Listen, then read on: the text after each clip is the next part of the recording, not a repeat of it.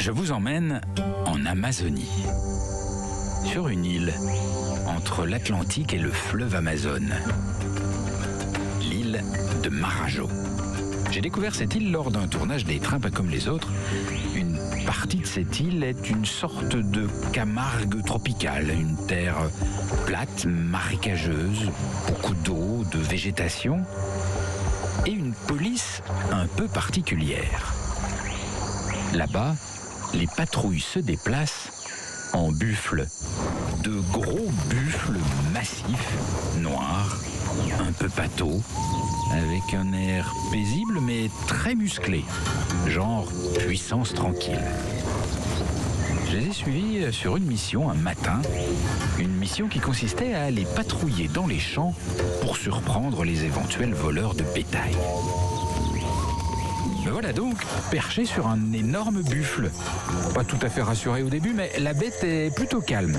Elle se dirige d'une manière un peu rustique, c'est tout simple, elle a un anneau dans le nez, attaché à une corde qu'on tire vers la droite ou vers la gauche en fonction de la direction où vous voulez l'emmener. Bon, il réagit lentement, mais il y va. On sent quand même la puissance de l'animal sous les fesses. C'est vraiment une masse de muscles qui avance. Donc, caractère plutôt doux, plutôt obéissant, mais les muscles sont là. Et tout se passe bien jusqu'au moment où le terrain devient un peu humide. On est dans un endroit où il y a beaucoup d'herbes, des étangs, de l'eau partout.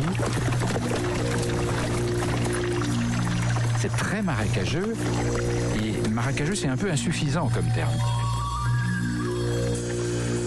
Parce qu'on croit parfois être à côté d'une grande flaque d'eau, au milieu des herbes, mais en fait c'est un étang de plusieurs mètres de profondeur, mais on s'en rend pas compte. Alors, mon buffle suit de près les buffles des deux policiers, que je vois petit à petit s'enfoncer dans l'eau, jusqu'en haut des cuisses. Et là, je parle des cuisses des policiers. Les buffles, eux, ils sont tellement puissants que toute cette eau, ça ralentit à peine leur course. Et je vois aussi l'eau qui monte tout autour de moi. Le tout en silence, comme en glissant. J'ai les pieds dans l'eau, mais bon, vu la chaleur, c'est plutôt agréable. Puis tout à coup, les buffles des policiers s'arrêtent.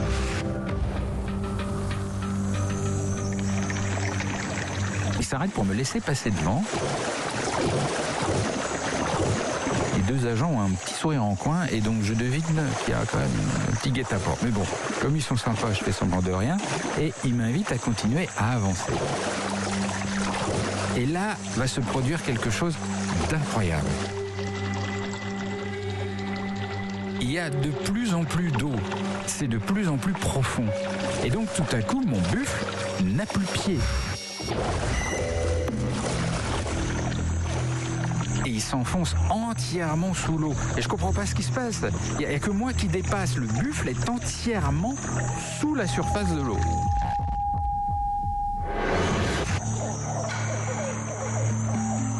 Donc je suis quand même inquiet, je vous avoue. Je pousse un grand cri. Est-ce que j'ai l'impression que ma monture se noie, que l'animal va disparaître vers le fond? Donc qu'est-ce que je dois faire? Est-ce que je dois sauter à l'eau, quitter l'animal? Je sais pas ce que je dois faire. On m'a rien dit.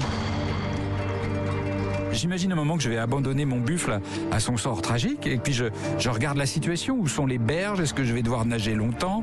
À quel moment est-ce que je dois sauter dans l'eau? Pourtant, je sens que sous mes fesses, le buffle continue à avancer sous l'eau et de plus en plus profondément. Alors, est-ce qu'il marche au fond de l'eau?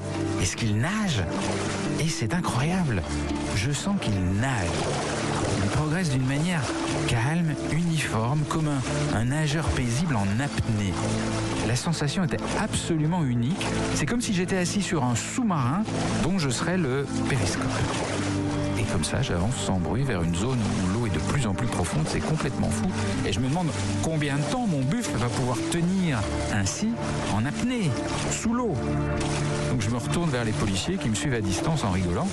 Donc je leur demande, mais combien il va tenir? La pauvre bête, elle va se noyer. Et le policier me répond, ouais, regarde devant toi, tu vas avoir une surprise. Et là, j'ai à peine le temps de me retourner que j'entends un souffle. Un souffle énorme, un peu comme le souffle d'une baleine. Et ce sont les deux naseaux du buffle qui apparaissent alors à la surface devant moi. Et puis il sort toute sa tête, il respire, et il continue à nager comme ça, dans une espèce de calme olympien, la tête hors de l'eau. Et bien, je ne vous cache pas qu'être emporté par un buffle au milieu des flots, paisiblement, dans un silence total, au milieu d'un marais d'Amazonie, c'est une sensation que je ne suis pas prêt d'oublier. Et c'est même un des moments les plus intenses que j'ai partagé avec un animal. Et il y a toujours un petit quelque chose en moi qui me dit qu'un jour, je retournerai voir mon buffle de Marajan. Europe 1. 11h midi, et si on partait? Philippe Googler.